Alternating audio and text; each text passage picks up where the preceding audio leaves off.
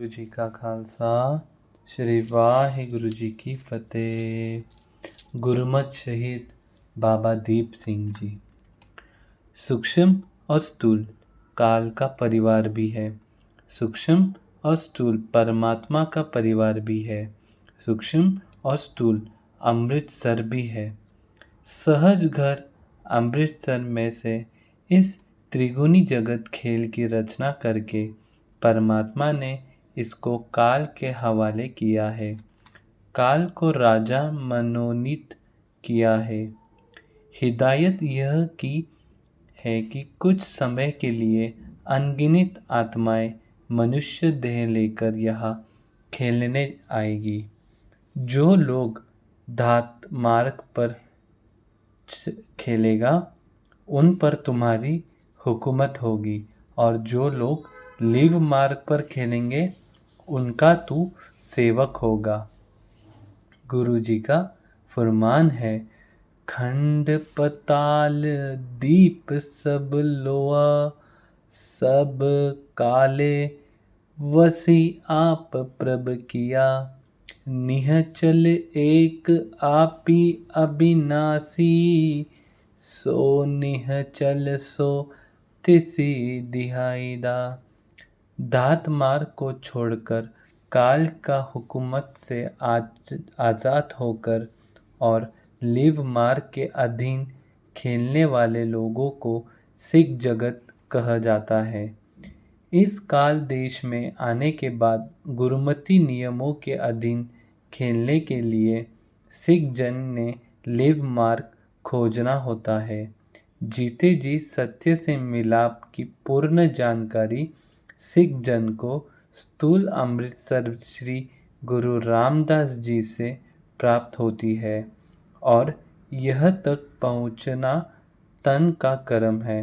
स्थूल अमृतसर में से शब्द विचार द्वारा लिव मार्ग की सूझी होने पर सूक्ष्म अमृतसर तन मन ने पहुँचना है।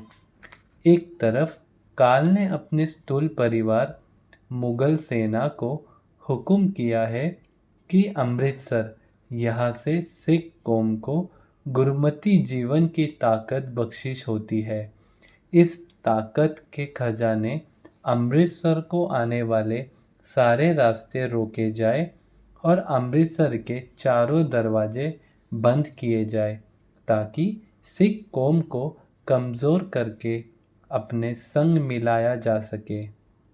दूसरी तरफ काल ने अपने सूक्ष्म परिवार पंचदूत सेना को हुक्म किया हुआ है कि सचखंड अमृतसर यह तक पहुँचने पर सिख जगत को हम पर हुकूमत करने का हुक्म बख्शिश होता है। सिख जनों को भवसागर से गुजर कर यहाँ तक पहुँचने वाले सारे रास्ते रोके जाए और परमात्मा के द्वार पर भी सख्त पहरा दिया जाए। काल ने अपनी ताकत का प्रयोग करके दृश्य हरमंदिर श्री गुरु रामदास अमृतसर और अदृश्य हरमंदिर निज घर अमृतसर को जाने वाले रास्ते रोक लिए हैं, और स्वयं 5 दूत सेनापतियों के साथ लेकर परमात्मा के द्वार पर घेराबंदी करके बैठा है। अमृतसर दरबार साहिब को आने वाले रास्ते और दरबार साहिब की घेराबंदी की सारी तरकीब अहमद शाह अब्दली के सेनापति जहाज खान के द्वारा तैयार की गई है। सारी मुगल सेना ने जहान खान के नेतृत्व में सिख कौम को कुचलने की तैयारी में हर जगह मोर्चा संभाले हुए है। जहां खान की बुरी नीयत में अमृतसर की बेदबी और सिखों के कत्लेआम की सारी खबर गुरुमती संचार में व्यर्थ बाबा दीप सिंह जी तक पहुंची है। यह खबर सुनते ही बाबा दीप सिंह जी ने भाई नत्था सिंह के साथ सलाह मशवरा करके शास्त्र विद्या में निपुण बुजुर्ग और नौजवान जत्थेदारों की गुरु घर में सभा बुलाई है। सायकाल रहरास के समय शब्द गुरु की शरण में खालसा फौज एक संगत के रूप में एकत्रित हुई है। हुक्मनामा प्राप्त करने के उपरांत बाबा दीप सिंह संगत में खड़े होकर वीर रसी वचनों में फतेह बुलाकर बोले हैं, वाहिगुरु जी का खालसा, श्री वाहिगुरु जी की फतेह। हुक्म में अकाल पुरख की लाडली फौज खालसा के लिए एक हरि संदेश है कि निरंकार के देश से इस काल देश में जिस मकसद के बारे में हम मनुष्य देही लेकर आए हैं, इस मकसद को पूरा करने का अंतिम समय आ गया है। भाई परापत मानक दोहरिया, गोविंद मिलन की एह तेरी बरिया। अवर काज तेरे किते न जाए, भज मन नाम सदा सहाय। इस काल देश में खालसा का अपना निज घर कोई नहीं है। खालसा का निजी घर परमात्मा का देश है, जो सच्चा अमृतसर है। कुछ समय के लिए गुरु सिख को हरि संदेश देने के लिए इस काल देश में भेजा जाता है। इस प्रदेश में सफ़र में गुरु सिख अपने मूल से जुड़ रहे इस सुविधा के लिए हुक्म में सचखंड श्री अमृतसर का निजी स्वरूप दरबार साहिब श्री अमृतसर है, जो श्री गुरु रामदास जी ने परमात्मा के हुक्म से इस काल देश में प्रकट किया है।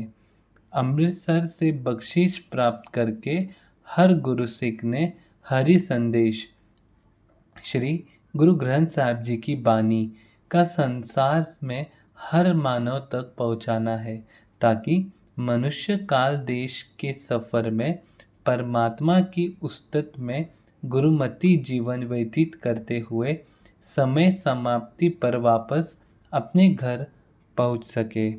गुरु जी का फरमान है, वर्ड भागी ते जन जग माही, सदा सदा हर के गुण गाई। राम नाम जो करे विचार, से धनवती गनी संसार। मन तन मुख बोली हरि मुखी, सदा सदा जानते सुखी। इस त्रिगुणी संसार का राजभाग काल को सौंपा गया है। इसके राज में धात मार्ग को छोड़कर लीव मार्ग पर सफ़र करने वाले और सत्य की उस्तत करने वाले खालसा जगत का प्रकट होना, ऐसा काल को कतई मंजूर नहीं है। गुरु नानक देव जी द्वारा चलाए हुए गुरुमती पंथ लीव मार्ग को आगे तक लेकर जाने का सारा धर्म कर्म गुरु सिख खालसा ने करना है। इस मार्ग को पूर्ण न होने दिया जाए, इस आशा को लेकर काल ने रुकावट खड़ी कर रखी है। खालसा को अपनी गुलामी की जंजीरों में जकड़ कर रखने के लिए काल सेना ने खालसा की ताकत हरमंदिर साहिब श्री अमृतसर गुरु रामदास जी और हरमंदिर श्री अमृतसर निज घर को जाने वाले सारे रास्ते रोक रखे हैं।